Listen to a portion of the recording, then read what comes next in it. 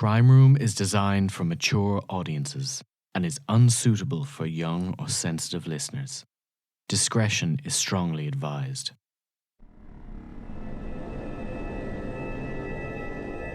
It was an apartment complex with kids in it. An unregistered illegal handgun that gets all misdemeanors.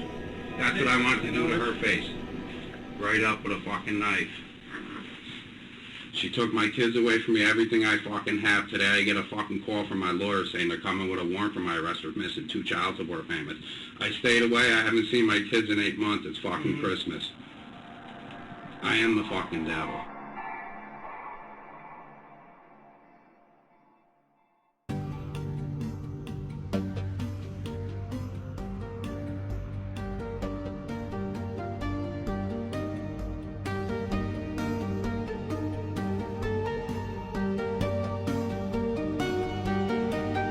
Welcome to Crimeroom, a true crime podcast.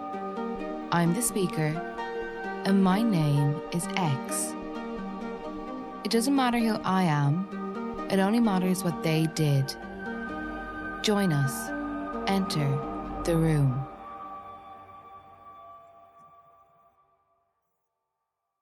Lake Luzerne is a town in upstate New York. It's a picturesque neighborhood with a crystalline lake and a natural waterfall.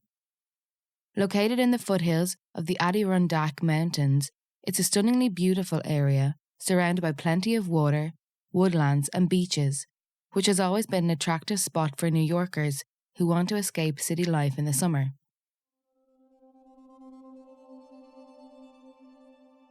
Patricia Burns lived in Lake Luzerne and she loved it there. She worked as a hospice nurse and was adored by everyone around her. Patricia was a very outgoing and extroverted person. She was constantly buzzing with energy and empathy, and people thought of her as a warm, kind-hearted woman who always went out of her way to help others. Patricia had always been a caretaker and thought she could always fix people, no matter how deeply scarred or traumatized they were. But the one thing Patricia always seemed to struggle with was finding a good man to have a relationship with. Her track record with men had proven to be filled with less than desirable characters. Patricia worked at Dunkin' Donuts as one of the drive-thru servers, and one day during her shift, she met a man called Clifford Burns. He would come through every day and eventually asked Patricia for her number. At first, Clifford seemed like a great catch. He owned his own business, was an avid fisherman, and a die-hard Mets baseball team fan. Everything about Cliff was perfect, and Patricia soon fell in love. Things were going really well between the two lovers, but in between trips to Times Square and rides on his custom-made motorbike, trouble was soon brewing for Patricia and Clifford.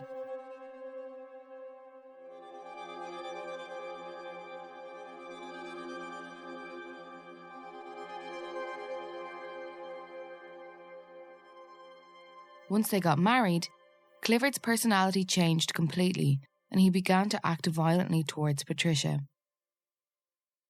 On numerous occasions, he slapped her and sometimes even pushed her. Patricia kept pretending that everything was going well and that her new husband was the same wonderful man he had been when they first met. Patricia already had 2 daughters from a previous relationship, Megan and Crystalline, but soon enough she had 2 more children with Clifford. 2 daughters named Harley and Autumn.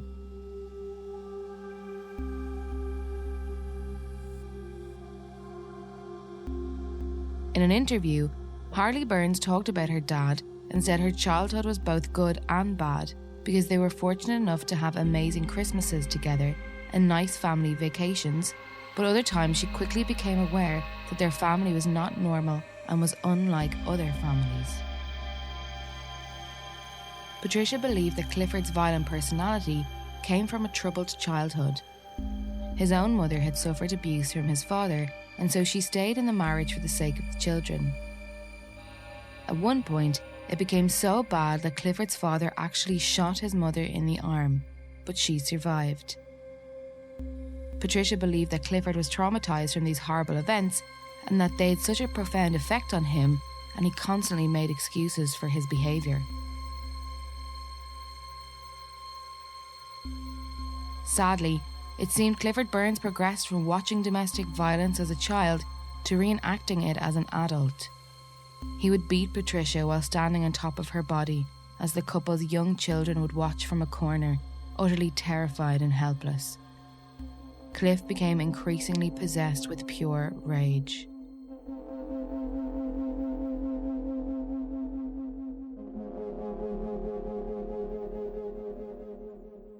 Patricia gave Clifford many chances to change and to become a better father and a better husband. Some weeks would be normal, and he would be the same loving and kind man she'd fallen in love with. He would buy his daughters gifts, but without warning and unprovoked, everything would quickly change, and he would once again become abusive. On December 27th, 2010, Patricia's family, who were already on the edge, were rocked by tragedy. One of Patricia's daughters, Crystalline, went to sleep one night and never woke up again. The coroner found no drugs or alcohol in her system. She'd been a polite and well-behaved 15-year-old girl. Crystalline's death has remained a mystery to this day. Amidst this tragedy, Patricia finally realised that she needed to find a way to escape her husband once and for all. She saw her daughter's passing as an awakening and decided to make the most of her life, and her children's lives too. Crystalline's passing impressed upon her mother that in life you don't get a second chance.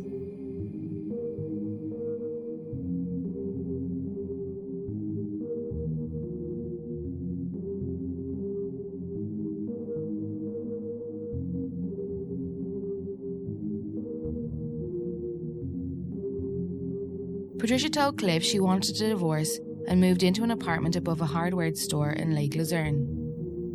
One of her daughters, Harley, decided to stay with her father instead of moving with Patricia because she wanted to stay close to her friends and visit her mom on weekends. At first, Harley said she felt safe because no matter how bad things got, Cliff would never raise a hand to any of his daughters. But Harley soon learned that without Patricia around to take the brunt of his anger, she became her father's new primary target. Sometimes, Clifford would be a fantastic father. He would give his daughter Harley money for shopping and spoil her with nice things. Other times, something triggered within him, and he would take out the anger he felt towards Patricia on Harley instead, using his words to emotionally abuse her. When the verbal abuse finally became too much for Harley to take, she decided to move in with her mother and younger sister, Autumn. However, Harley's attempt at a normal life at her mother's house was temporarily derailed. While Harley had been living with her dad, Patricia had started up another ill-fated relationship and began dating a new man with a dangerous temper. Patricia began dating Ted Backus after divorcing Clifford. It wasn't long into their relationship that he was arrested for assaulting Patricia, firing a gun into the ceiling and then having a standoff with police. Backus eventually pleaded guilty to one misdemeanor count of discharging a firearm and received probation. He was slapped with a court-issued restraining order, preventing him from contacting or coming anywhere near Patricia Burns for 3 years. Months passed. The summer turned to winter. And as the snow fell, the Burns women were preparing for a peaceful Christmas, something they hadn't enjoyed in years. In December 2013, the Burns women had started to put their abusive past behind them, hoping for a normal family life together at last. Harley and her sister Autumn never spoke with their father, Clifford Burns. In fact, Clifford had told Harley to never speak to him again once she moved back in with her mother. The youngest daughter, Autumn, who was 14 at the time, had decided to extend an olive branch and texted her father saying, "I just want to tell you that I love you, and Merry Christmas." Clifford Burns' response to Autumn's text message was anything but loving or forgiving. It read, "I have a special gift coming soon. something for everyone to talk about. And it would be hand-delivered on foot, not by car. A very special gift I hope all your friends are there to see, especially Harley. The girls showed Patricia the text message, and when Megan asked if their dad was going to kill them, Patricia simply shook it off because as much as she hated her ex-husband, she didn't believe anyone could truly be that evil. The younger sister, Autumn, replied to her father's message and responding with her own message, which read, "Get it together. I know what you think you want to do, and believe me, that won't end well. The only reason you feel so bad is because of what happened to your parents. You haven't ever got the time to grieve."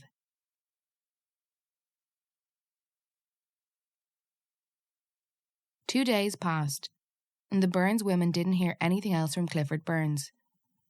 They believed everything would be okay, and that Clifford's ominous text message was just an empty threat.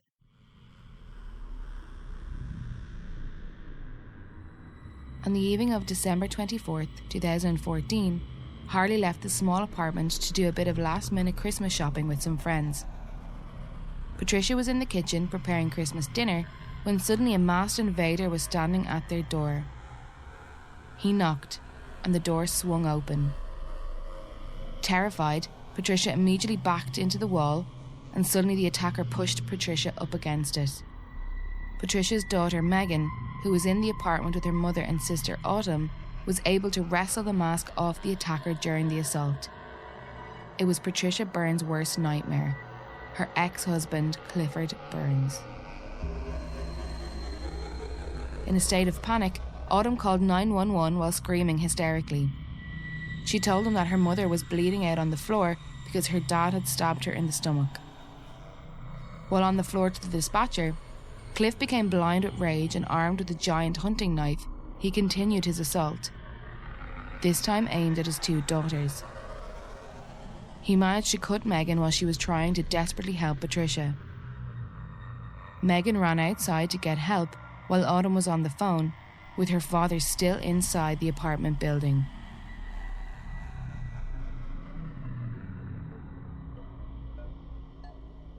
Inside the house, the vicious attack was finally over. Fortunately, Megan's screams for help were heard by people at a nearby restaurant who came out to see what was going on, causing Cliff to snap out of his rage and flee the scene. There was blood everywhere. Megan managed to free herself from the attacker and staggered back upstairs into the apartment where the sight before her left her horrified. Her sister, Autumn, was still on the phone to the 911 dispatcher and telling them their mother was dying and that there was a pool of blood on the floor. Megan and Autumn desperately pleaded with their mother to stay strong and to try to cling to life. Miles away, their sister Harley was eating McDonald's with friends, laughing and having a good time, when she started noticing some strange posts on her sister's Facebook page. People were posting on her timeline, asking why there were cops at the house. When Harley phoned the house, it was Megan who picked up while crying frantically, explaining how she tried to save their mother.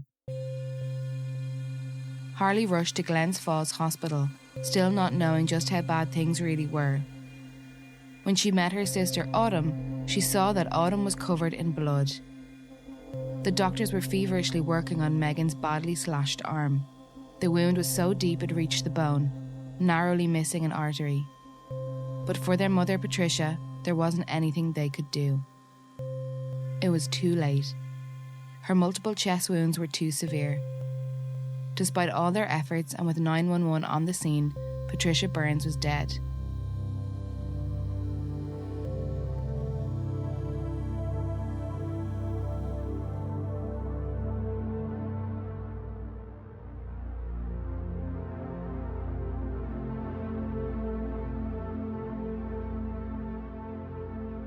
Just after the incident, Clifford Burns got into his car and began on a high-speed chase with the authorities in pursuit.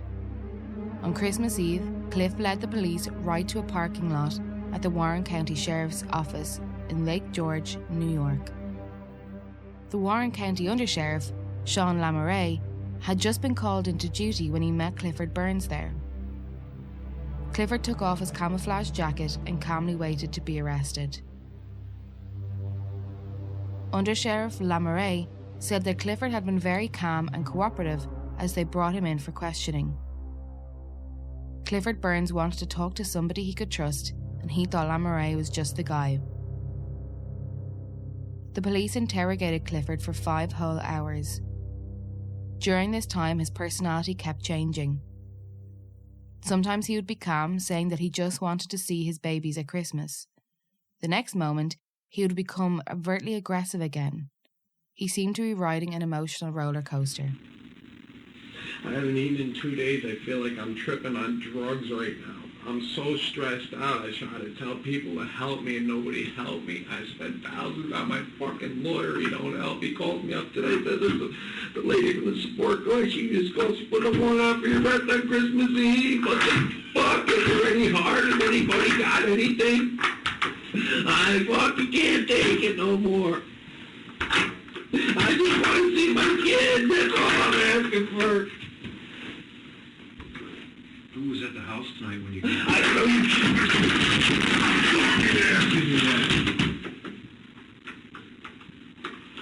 Get out! Give me the fucking charge or bring me to prison, all right? check on that, okay? Please sit down. I'm going to check on it for you, okay? Just trying to find out what happened tonight. That's all I'm asking of you right now. What do you think, I'm fucking stupid? I'm signing nothing. Give me my fucking charge, whatever you want to give me. I told you. You ask me again, I'm going to fucking rip your fucking head off. Get out. You keep asking me, what do you want me to fucking tell you? I just told you I snapped. I don't see my kids.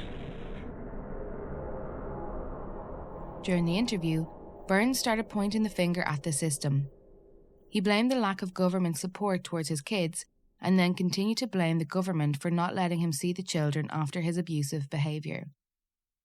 He was incredibly angry, but also claimed that he still loved Patricia and the kids. Clifford felt like he had been completely possessed by the devil and couldn't handle it anymore, so he channeled all that rage and violence towards Patricia and his daughters. Clifford Burns was well aware that he was going to jail when he left his home that night, because he left behind a note about who should get his assets. He claimed he didn't want to kill anyone. He told the sheriff that he'd only intended to cut his ex-wife from the ear up and chop her hair off. He claimed that by the time he swung the door open and saw Patricia, the rage took over. And as for what happened when he arrived at the apartment, he swore that he blacked out. It was only during the police interrogation that he first learned his wife had actually died. This fucking cunt from the support collection unit. Call my lawyer on Christmas Eve. I didn't even know they were working. Are they even fucking working today? This is how much of a hard-on. He calls me up. I don't know if they're open today, if it's a regular business. She came in on Saturday, the other paper was dated to fuck me. And then she comes in today, another fucking holiday to fuck me in the ass? That fucking no good fucking cunt. You tell her, if I ever knew her fucking face, I would have tore her fucking heart out. The fucking cunt. Motherfucking cunt. Clifford, Patricia's dead. Okay? What? She's dead. Okay.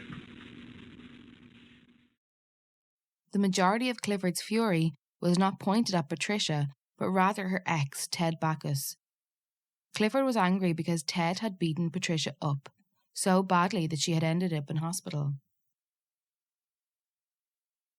10 months before the murder, Backus, the brother of 2 local sheriff's deputies, was arrested after authorities say he assaulted Patricia and then fired a gun into the ceiling.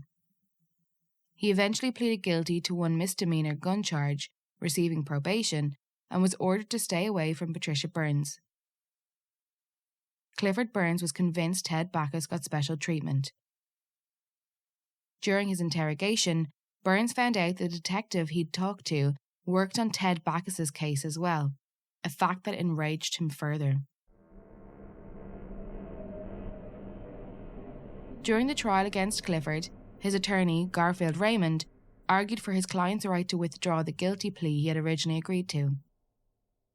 In the courtroom, Burns argued that he'd been receiving unhelpful counsel and and that he wasn't capable of agreeing to a guilty plea due to his own emotional state after meeting his daughters during the trial. The knife that killed Patricia Burns was not one brought by her estranged husband to the house, but a knife he had found in the home owned by Patricia Burns.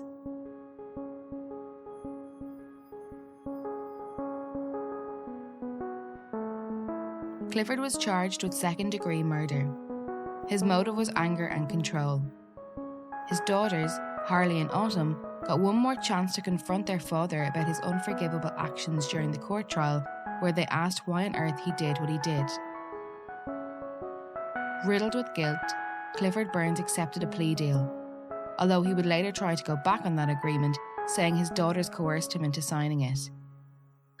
He wasn't apologetic for anything that he had done that night, and he wasn't apologetic when he was sentenced. Clifford Burns didn't have anything to say at his own sentencing.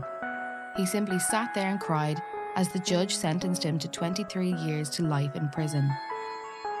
Even though they survived, the Burns daughters would have to live with this horrible event and the loss of their mother for the rest of their lives.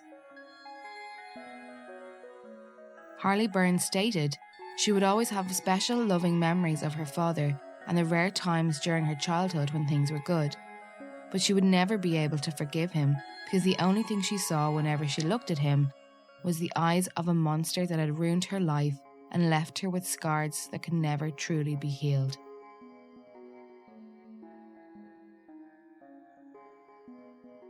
After the unforgettable and tragic events of Christmas Eve, 2013, Harley decided to attend college where she studied psychology to become an art therapist.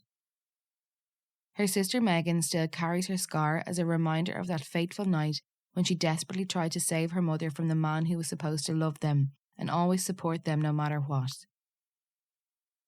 The hardest part for both girls was helping their younger sister who made that 911 call heal. As part of his sentence, Cliff Burns was barred from ever contacting the two daughters he had with Patricia. However, the girls were granted the opportunity to apply to have the orders modified if they ever wanted. A decision they have never felt ready to make. Patricia's mother said that her daughter believed that everyone had good inside them. That's why she chose to stay with Clifford for so long, even though he showed his true nature early on in their marriage. Even her mother, who was very close with Patricia, had bad feelings about Cliff from the start, but because her daughter was in love with him, she accepted their relationship. It was very clear that Cliff's troubled past caused him to become violent. The murder of Patricia Burns isn't the only case where a person who suffered abuse as a child reenacted violence in later life. Patricia's mother had spoken to her on Christmas Eve when she sounded so much happier than she had been in a very long time. The family were going to come over for Christmas dinner, and just before the awful events took place, Patricia had planned to pop out for some last-minute bits and bobs. She had been very excited to see her mother. Clifford Burns always gave the impression of being meek and mild-mannered, especially around other men. Patricia's previous partners had also spattled some serious problems like drug addiction, but none had been this abusive. She left him when her 4 children were still young and supported the family by working as a nurse in Stony Point, Rockland County.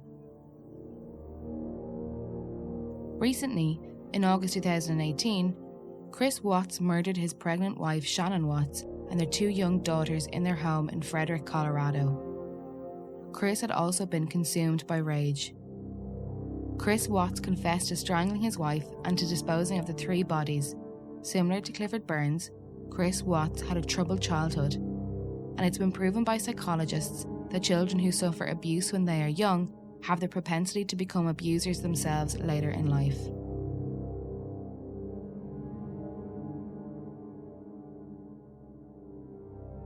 His family and the courts had long known of the dangerous abuse Clifford Burns could dish out, from beating his wife over a minor infraction to holding a gun to her neck. Patricia and Clifford Burns had been separated on and off for the past 5 years, and Patricia had an order of protection against her husband. Patricia's mother was angry at the family court judge who couldn't find a way to lock her son-in-law up before the tragedy. But in the end, the court and judicial system failed to help Patricia as an abused wife, and their inaction allowed this horrible tragedy to take place.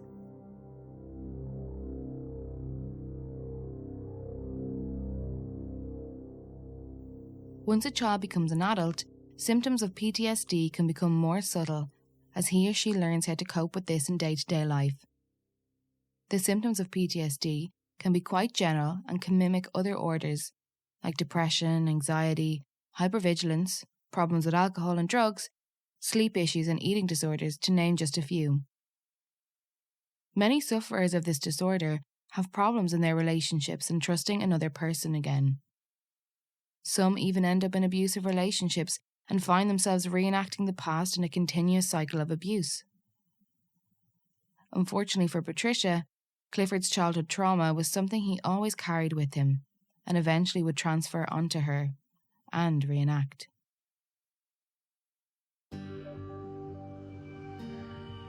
Thank you for listening to episode 9 of Crimeroom. I'm the speaker, and my name is X. If you enjoy listening to Crimeroom, please give the show a 5-star review wherever you listen to your podcasts. Crimeroom is available now on iTunes, Stitcher, and Spotify. Make sure to subscribe for updates when new episodes are released. Sign up to the Crimeroom newsletter or submit episode suggestions at crimeroompodcast.com. That's crimeroompodcast.com. Find us on Instagram, Twitter, and Facebook.